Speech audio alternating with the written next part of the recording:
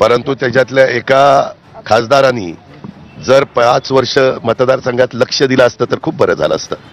त्यातला एक खासदार 1-1.5 वर्षापूर्वी माझ्याकडे आलेला होता मला राजीनामा द्यायचा. त्या खासदाराला उमेदवारी मी दिलेली आहे. त्या खासदाराला निवडून आणण्याच्या करता जीवाचं रान मी आणि दिलीप वळसे पाटलांनी केलेलं आहे. पण वाघ जेव्हा जंगलात मोकळा फिरत असतो ना तेव्हा तो जंगलचा राजा वाटतो. जेव्हा सर्कशीमध्ये रिंग मास्टरच्या इशाऱ्यावर वाघ कसरती करतो ना तेव्हा काळजाला घरं पडतात की अरे ज्या वाघावर मी जीवापाड प्रेम केलं त्याला रिंग मास्टरच्या इशाऱ्यांवर चालावं लागतं. आहे तू काळजीच करू नको. तिथं दिलेला उमेदवार मी आज तुला सांगतो की निवडूनच आणून दाखवेल. आणि जेव्हा हाच वाघ पिंजऱ्यात बघायला मिळतो तेव्हा आणखी काळजाला घरं पडतात की अरे ज्याच्या डरकाळीनं भल्या भल्यांचा थरकाप उडत होता आज त्याला पिंजऱ्याच्या आडून फक्त गुरगुरावं लागतं आणि कुणी येणारं जाणारं त्याला दगड मारू शकतं. ही भावना जेव्हा वाघाची होते असंच महाराष्ट्राच्या हितासाठी वाघासारखी डरकाळी फोडणारे जेव्हा दिल्लीच्या इशाऱ्यावर तोंडातून शब्द काढत नाहीत तेव्हा ही भावना मनात नक्की जागी होते.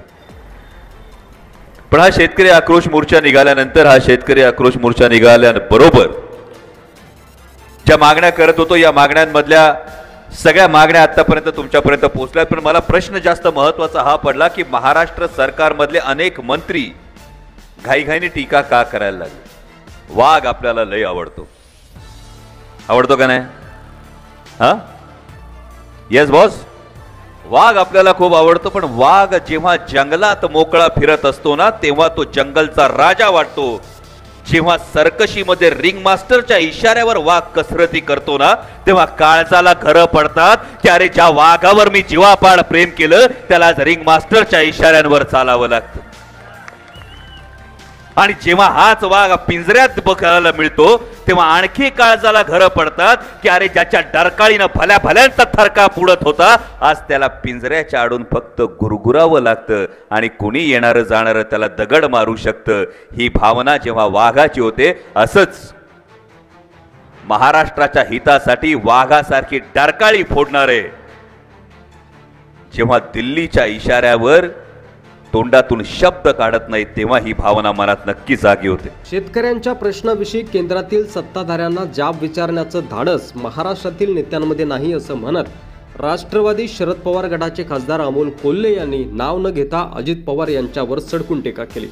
ते आक्रोश मोर्चाच्या समारोप सभेतून शनिवारी पुणे येथे बोलत होते. यावेळी बोलताना खासदार अमोल कोल्हे म्हणाले की छत्रपती शिवाजी महाराजांच्या जन्मस्थळी किल्ले शिवनेरीच्या पहिल्या पायरीवर नतमस्तक होऊन हा शेतकरी आक्रोश मोर्चा निघाला.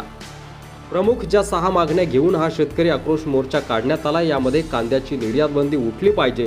त्याचबरोबर इतर मागण्या देखील त्यांनी या मोर्चातून समारोप सभेतून मांडल्या. पुढे बोलताना कोल्हे असं म्हणाले की कारण काय होतं हा मोर्चा काढण्याचं, हा मोर्चा का काढावा लागला तर छत्रपती शिवाजी महाराजांनी शेतकऱ्यांच्या भाजीच्या देठालाही हात लागू देऊ नका अशी आज्ञा दिली होती.